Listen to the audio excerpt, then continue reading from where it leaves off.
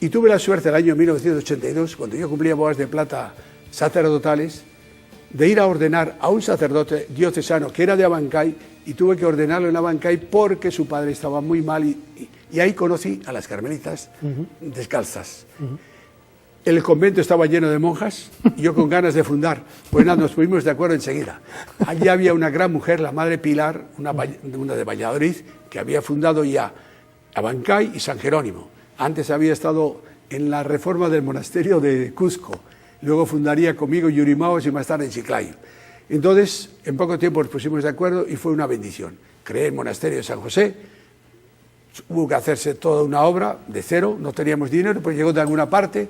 La carpintería sí lo organizamos, tenía un hermano que era un excelente maestro, y así hemos hecho la comunidad de Yurimaguas. Y curiosamente, o providencialmente, cuando yo llego al Callao, le digo a Monseñor Durán: Monseñor, aquí tenemos todo, pero falta un carisma. ¿Qué falta? La vida contemplativa, lo mismo. Pues nada, a animar a las de Yurimaguas, que fue creciendo la comunidad, a que fundaran conmigo en el Callao, y no cuento. Y ahí, en ese monasterio ahora, entre profesas, novicias y postulantes, son más de 30. Y de ahí hemos mandado 7 ya a España, a diferentes monasterios de España de carmelitas. Creo que eso es una gran bendición. Y me llegó el otro monasterio, eso fue más que obra mía, obra de Dios, las Cistercienses en Pachacute. Otro monasterio de contemplativa. Yo les llamo la fuerza oculta de la Iglesia. El Papa Benedicto le llama el pulmón verde de la ciudad. Creo que muchas veces en la Iglesia no nos damos cuenta, ni los propios sacerdotes y pastores, de la fuerza oculta que ahí tenemos. Siempre que yo he tenido problemas, no solo personales, en mi ministerio como obispo, en Yurimaguas como en el Callao, siempre madres, hoy recen especialmente. Tengo que decir algo sobre personas o tengo que tomar decisiones que son importantes, ayúdenme. Y esa fuerza se siente. El corazón de la Iglesia es el amor, ¿no? Como decía Teresita. Hombre, la visita de Santa Teresita, sus reliquias, ahí está en el convento nuestro. Realmente yo a Santa Teresita la quiero muchísimo, como a Santa Teresa, por supuesto. Y de alguna manera su carisma carmelitano ha entrado en mi carisma de pasionista. Todo se combina dentro del cuerpo de la Iglesia y del corazón de la Iglesia. Bueno, pues hemos ido ya al Callao, porque no tenemos mucho tiempo, entonces ya que nos hemos trasladado, el paso, ¿no?, de Yurimaguas, seguro que fue un salto también. Sí, y para mí fue fuerte, fue ¿no? una sorpresa inesperada. Yo un día soy llamado por enuncio a Lima y me dice Monseñor, que usted ya se cansó de Yurimaguas. No, yo estoy para la selva. Yo estoy ahora cuando mejor, ya todo está en marcha, todo parece que camina bien, pues ahora el Santo Padre quiere que vaya al Callao, de coadjutor de Monseñor Ricardo Durán, gran pastor, tan querido y tan popular en el Perú, pues al Callao. Dejé la selva verde y el calor y las lluvias y el sol y vengo a la aridez de nuestra costa, al Callao y a Pachacute, a toda la zona que tenemos ahí. Bueno, pues al Callao. Y tuve 5 años y pico acompañando a Monseñor Durán como obispo coadjutor. Ese nombre que no entendía mucho es eso, que es un obispo coadjutor que tiene derecho a sucederle al que luego se retira, y así fue. Y no era fácil, teniendo el modelo que tenía el Monseñor Durán, digamos, suplirle a él después, posteriormente, sucederle. Pero nos llevábamos muy bien, y en ese tiempo ocurrió también que a mí me nombraron secretario de la Conferencia Episcopal. Como estaba de coadjutor, dice, tú tendrás más tiempo para dedicar a la Secretaría General, y lo hice. Fue otra experiencia. De Monseñor Durán, como es una persona tan querida, y usted también como que ha mantenido esa memoria, ¿no? Sí, o sea, no ha habido en ningún momento ni corte ni oposición, sino que han visto, ¿no?, que usted ha sido como el heredero, de alguna manera, de eso, con su estilo y con su espíritu. Pero para mí fue siempre un modelo de pastor y con un carisma muy especial. Y claro, para mí era un reto seguir los pasos de él. Cada uno somos diferentes en mi estilo. Pero la cercanía que él tuvo con el pueblo yo la he tenido también. Yo lo he sentido cuando celebramos la acción de gracias el 15 de enero como despedida en el Real Felipe. Eso ha sido importante. Ahora, Monseñor Durán tenía un gran amor a Jesucristo, una fidelidad a la Iglesia.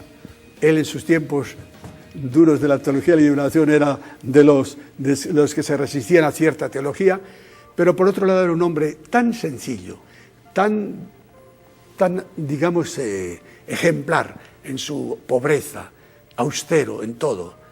siempre con casi el mismo vestido, con los mismos zapatos, un hombre sumamente sencillo. Pero por otro lado, muy entregado a la misión de la Iglesia. Él puso en marcha la Iglesia del Callao, y es cuando, en su tiempo, cuando crecieron más las parroquias del Callao. Porque los obispos que le precedieron usted un poco tiempo, tanto Monseñor Picher como Monseñor Vallejos, él estuvo como 20 años, yo entre coadjutor y obispo he estado 22 años, entonces nos hemos llevado muy bien. Pero luego la dedicación a los pobres, los centros de ocupación, como eran los CEOs, ahora los CEPROS, etcétera, los fue creando. Yo también procuré llevar toda esa obra adelante, buscar financiación para nuevos proyectos, etcétera, ¿no? Que creo que nos hemos complementado mutuamente.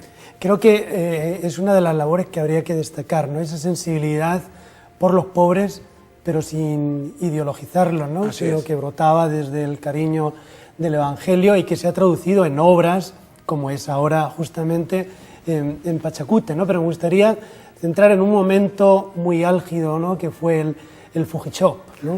Y que en realidad, ¿no? Cáritas salvó ahí la situación, ¿no? ¿Nos podía contar exactamente qué fue lo que Sí, eso estamos sucedió? hablando de 1990. Sí, cuando el primer ministro anunciaba el programa de austeridad que se iba a imponer, porque realmente es verdad que Fujimori encontró, digamos, el cajón vacío de recursos en el país. Entonces nos pidió, Monseñor Durán en ese momento presidía la conferencia, yo estaba de obispo coadjutor y Monseñor Guibor era presidente de Cáritas. Nos reunimos en mi propia casa y allí nos pedía el primer ministro de parte del presidente Fujimori que colaborábamos con el Estado porque no sabían cómo iban a afrontar, porque el anuncio que se hacía esos mismos días del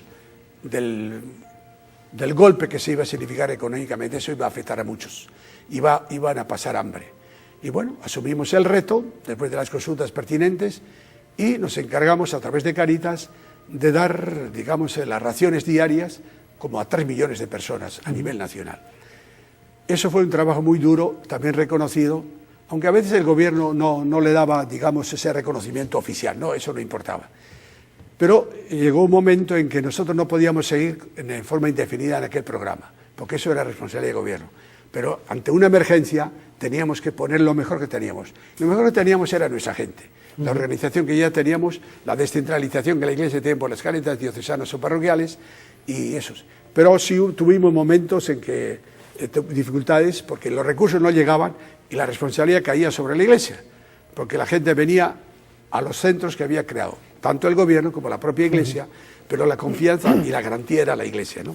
Pero bueno, yo creo que fue lo que la Iglesia tuvo que hacer en ese momento, como hemos tenido que hacer en momentos del terrorismo, de saber aguantar el golpe, de estar presentes, de no dejar nuestros pueblos o nuestros centros de misión, como a mí me pasó en Yurimaguas. Nunca abandonamos el campo de trabajo, absolutamente.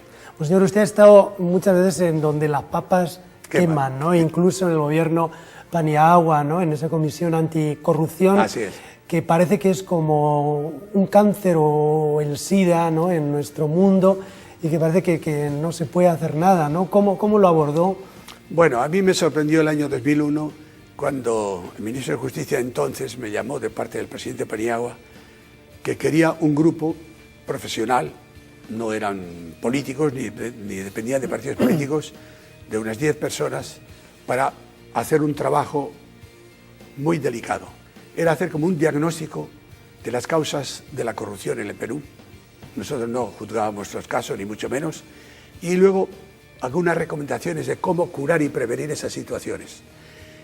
Bueno, yo dije, pues yo era en ese momento secretario de la Conferencia Episcopal. Dije, ¿qué hago? Eso no me toca a mí, eso es un cargo, no digo político, pero es una encomienda que no corresponde a un obispo. Consulté, hablamos también con Onus y al final me dijeron, es una cosa temporal, hágalo, porque el tema, al final y al cabo, es una dimensión ética, ¿no? Porque el tema de corrupción, fundamentalmente, la base es ético también. Y bueno, hicimos un trabajo durante 3 o 4 meses, presentamos el primer aporte del presidente Paniagua y luego ya, definitivamente, en vísperas del 28 de julio, antes de la transmisión del poder. Pero en ese tiempo, según íbamos avanzando en el trabajo, es curioso que en ese grupo, por ejemplo, estaba el pastor Lai, también conmigo, el actual congresista. Trabajó gente muy seria, profesional. Hicimos un trabajo definitivamente bueno y lo entregamos. Pero previamente habíamos tenido contacto con los que eran precandidatos para las elecciones que venían justamente el año siguiente, o después del gobierno de transición. Y recuerdo haber recibido en mi casa con mi comisión, se llamaba Iniciativa Nacional Anticorrupción, a los dos que ya en la segunda vuelta eran los contrincantes, eran Alan García y Toledo. Recibirlos uno por uno, explicarles el plan que estábamos haciendo y que si ellos se llegaban a tener el poder, la presidencia, tendrían en cuenta esas recomendaciones. Tanto Toledo como Alan García me dijeron que sí. Y a la salida los periodistas les decían lo mismo. Después no nos hicieron mucho caso. Pero bueno, el tema de corrupción, yo vuelvo sobre eso siempre que me tocan el tema. A mí me da mucha pena lo que todavía pasamos en el Perú. Porque ese mal, tú has dicho, ese cáncer, todavía no está ni curado ni mucho menos. Y creo que tiene que haber ante todo un compromiso, no solo de las autoridades, de los que tienen responsabilidad, de todos, donde tiene mucha importancia, por ejemplo, los medios de comunicación social, pero el trabajo de prevención y de educación para respetar no solo a la ley, sino también el valor que significa tener un poder político o económico y no utilizarlo para los fines para los que tú eres elegido designado. Porque el que usurpa el poder para otros fines y no pone al servicio el poder de los que tiene que servir, está haciendo hechos de corrupción. Y creo que ese mal todavía tiene que ser afrontado. No basta un organismo de control, no bastan las penas, que tampoco se han aplicado demasiado, porque la impunidad está vigente, pero sobre todo es una dimensión ética.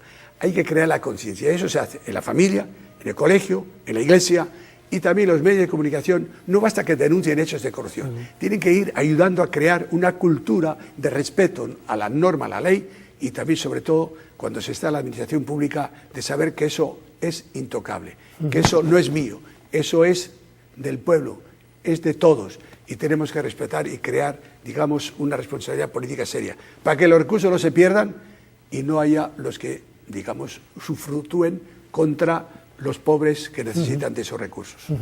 Otro de los grandes aspectos, claro, son tantos los temas, ¿no?, que me gustaría tratar. Usted estuvo en el CELAN, también en el asunto y el tema de los movimientos. Así es.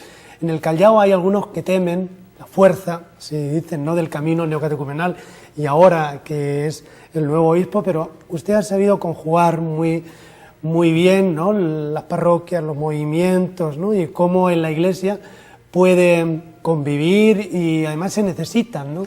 ¿Cómo lo ha trabajado? Bueno, mira, yo en el CELAN he estado primero en el área de pastoral social que presidí, la pastoral social a nivel CELAN también.